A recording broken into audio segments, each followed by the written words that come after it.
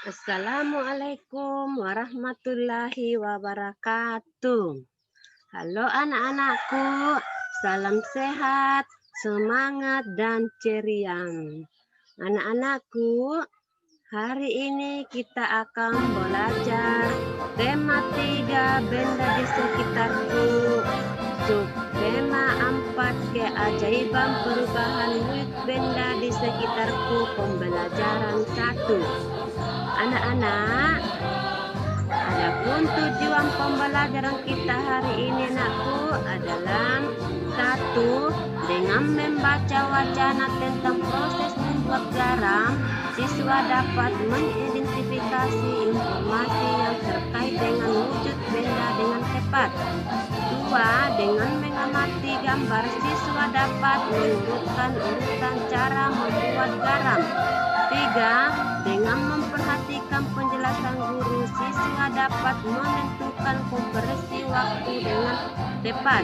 4. Dengan berlatih soal konversi waktu, siswa dapat memecahkan konversi waktu dengan satuan waktu lainnya dengan tepat.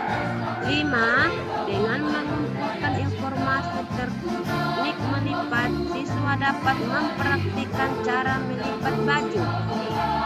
6. Dengan mengamati teknik melipat baju, siswa dapat mengkreasikan beberapa macam teknik melipat baju. Anak-anak, kita akan belajar perubahan wujud benda. Ya, benda itu ada 3 macam. Ada benda padat, ada benda gas, dan ada benda cair. Anak-anak, perubahan wujud benda padat ke gas namanya menyublin. Kemudian perubahan wujud benda dari gas ke padat namanya mengkristal. Kemudian anak-anak, perubahan wujud benda dari padat ke cair namanya mencair. Dan perubahan wujud benda dari cair ke padat namanya membeku. Dan yang ketiga, perubahan wujud benda cair ke benda gas namanya menguap. Jadi anak-anakku, kita akan belajar perubahan wujud benda dari cair ke padat, yaitu dalam proses penguapan. Garam membuat masakan menjadi lezat. Makanan yang tidak diberi garam terasa hambar. Sebutkan perubahan wujud yang terjadi pada pembuatan garam. Mari anak-anak membaca wacana berikut ini. Bertani garam. Garam dihasilkan dari air laut. Di pinggir pantai, petani garam membuat ladang garam. Ladang garam ini berbentuk tambak-tambak untuk menampung air laut. Ladang garam terbentang luas di pantai yang tidak memiliki banyak sungai. Contohnya di pantai utara Pulau Jawa, Madura, Sumatera, Sulawesi, dan pantai-pantai di daerah Nusa Tenggara. Bagaimana proses menghasilkan garam? Yang pertama, petani menyiapkan petak tambak. Tanah di dalam petak tambak terlebih dulu harus dipadatkan.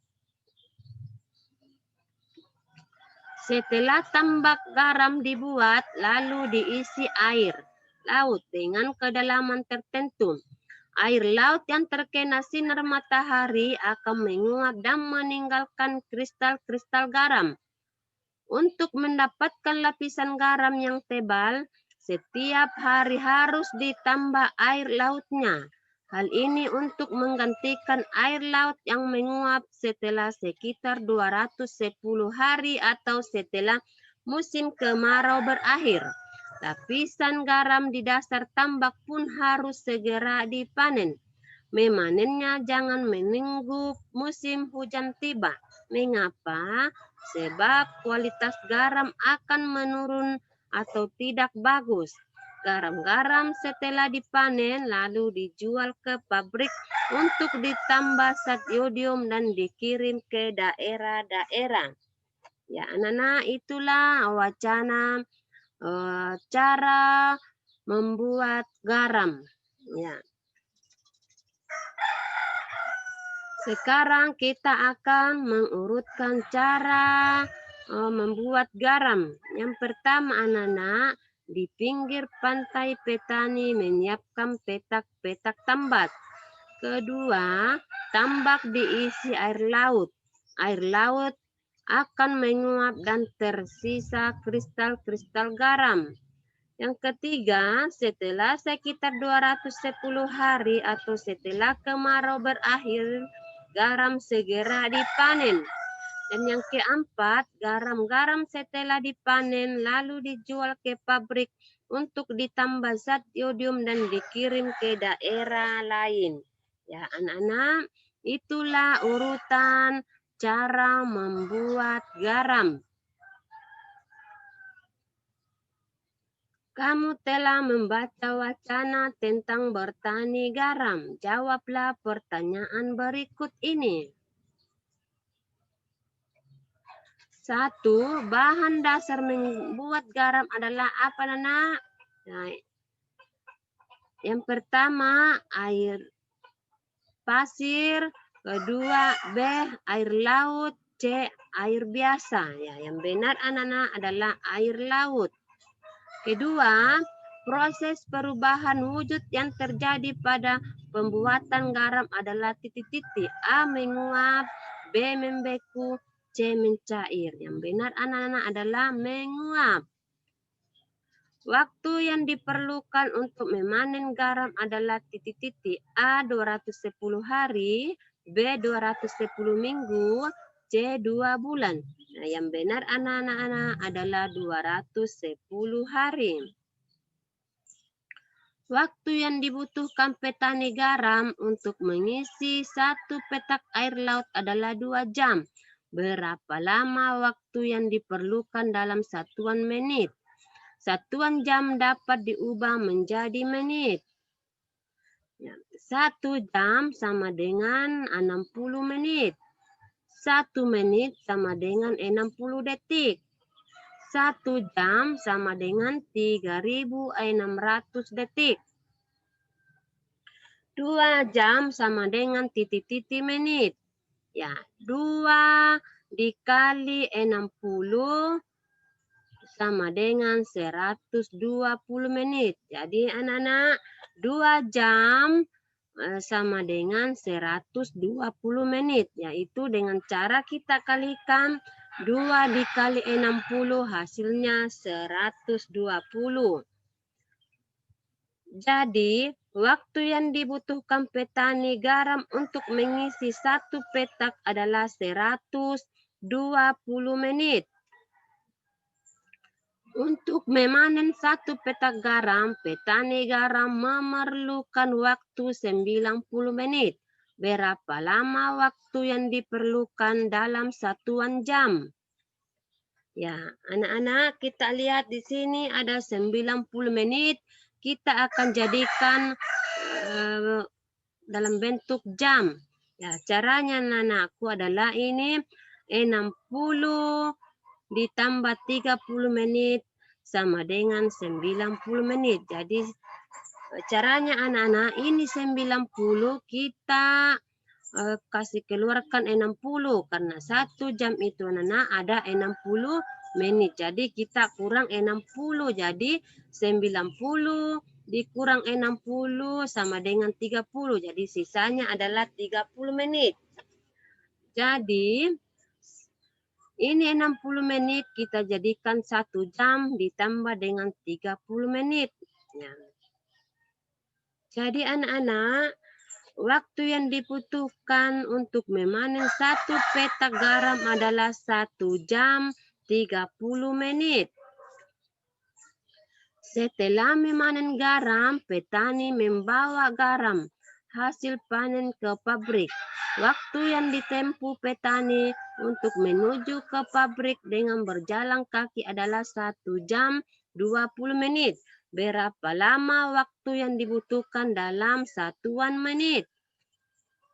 Ya, ini ada 1 jam sama 20 menit, kita akan rubah ke dalam menit. Ya, caranya anak-anakku adalah ini 1 jam, kita tulis di situ 60 menit. Ini 20 menit, kita sisa tambahkan karena satuannya sama. Jadi 60 ditambah 20 sama dengan 80 menit. Ya, anak-anak, kita akan mengubah satuan jam menjadi menit. Ya, 1 jam 40 menit. Ya, jadi ini kita akan rubah ke dalam menit. Jadi ini 1 jam, kita tulis di sini 60 menit. Ditambahkan, sisa ditambahkan 45 karena satuannya sudah sama. Jadi kita tambah 60 ditambah 45 anak-anak sama dengan 105 menit. Yang kedua anak, 3 jam 5 menit kita rubah ke dalam menit. Ya, sama seperti soal nomor 1 ya. Jadi 3 jam kita rubah ke dalam menit sama dengan 180. Caranya anak, ini adalah 3 dikali 60. Ya, 3 dikali 60 anak-anak hasilnya 80. Kemudian kita tambah 5 menit karena satuannya sudah sama. Jadi 180 ditambah 5 menit hasilnya 185 menit. Yang ketiga anak, 70 menit kita rubah ke dalam jam. Ya, jadi ini 30 menit kita tulis di tulis 1 jam. Karena 70 menit itu ada 1 jam 10 menit. Ya, jangan. Sebutkan perubahan wujud yang terjadi saat menjemur pakaian. Ya, anak-anakku sudah semua pintar menjemur pakaiannya ya.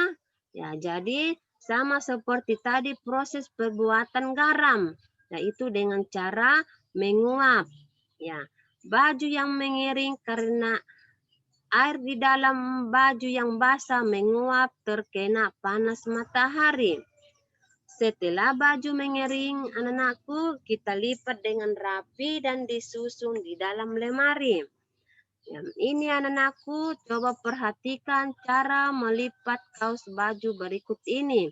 Ikutilah langkah-langkah berikut. 1. Letakkan kaos di permukaan yang datar dengan bagian dengan depan berada di bawah. Haluskan kaosnya baju.